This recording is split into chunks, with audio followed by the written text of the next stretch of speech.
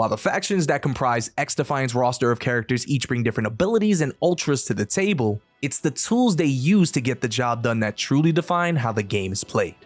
In this video, we'll be looking at attachments and how they can make a huge impact in your games.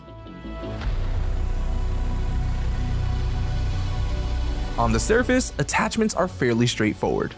They're add-ons to your weapons, with each choice positively or negatively affecting your stats. There are 7 different groups of attachments: muzzles, barrels, front rails, optics, magazines, grips, and stocks. While we won't be going into detail on each of these, what you need to know is that each group has several different options with unique effects on your stats. Before we dive into our first build example, you should know that not all weapons and attachments mentioned will be immediately available to you. You'll be able to unlock both by completing challenges and leveling up weapons respectively. With that said, let's define the kind of playstyle we're looking for with our first build. Before we dive into our first build example, let's define the kind of playstyle we're looking for. I want to play light and fast, overwhelming people with quick run and gun strategy. Sounds like we're going to want something close to medium range with a fast fire rate. So let's try the Vector. To achieve our goal of being light and fast, we're looking for attachments that will improve our movement speed. Let's set our Vector up with a lightweight barrel, a super light front grip for the front rail, and a folded stock. Then, let's take advantage of that high fire rate and outfit our gun with an extended magazine. Comparing it to an unmodified Vector, we can plainly see we are moving much faster. Let's optimize another way to play. The last thing I want to worry about while sniping is the stability of my scope. Unlike our Vector, we won't need to worry about damage drop-off when using a sniper. So we're gonna outfit it with a muzzle booster to give a much needed boost to the gun's lower rate of fire. Let's also maximize our damage by applying a heavyweight barrel. Next, let's give it some stability by putting on a reinforced stock.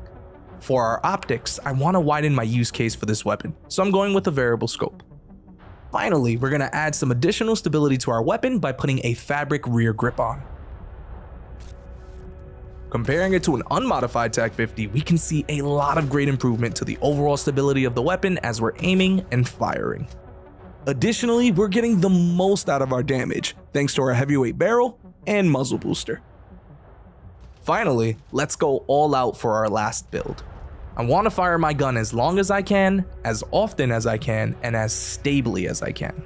Enemies should second guess their route the moment they realize I'm firing. Well, we're gonna need an LMG, so let's try the M60. First, we'll outfit it with a rapid fire barrel to maximize our fire rate.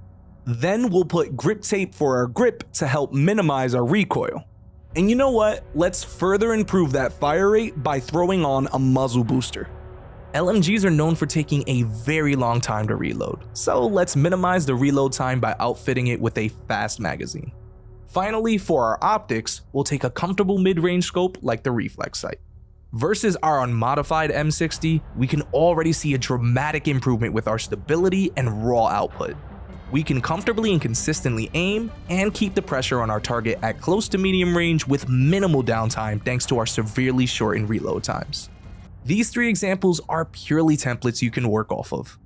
There are a vast number of possibilities available to you through the customization of your weapon attachments, each to fit the playstyle you want to achieve.